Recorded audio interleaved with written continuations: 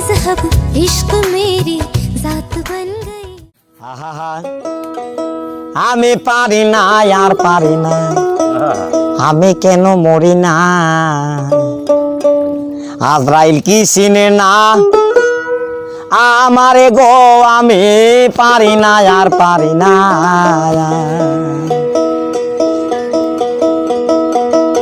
আমি হয়তো দুদিন পরে মরবো আগে মরলে কি ক্ষতি আরে এই দুনিয়ার তাল বাহানা বুঝলাম না আখিরাতি হয়তো দুদিন পরে মরবো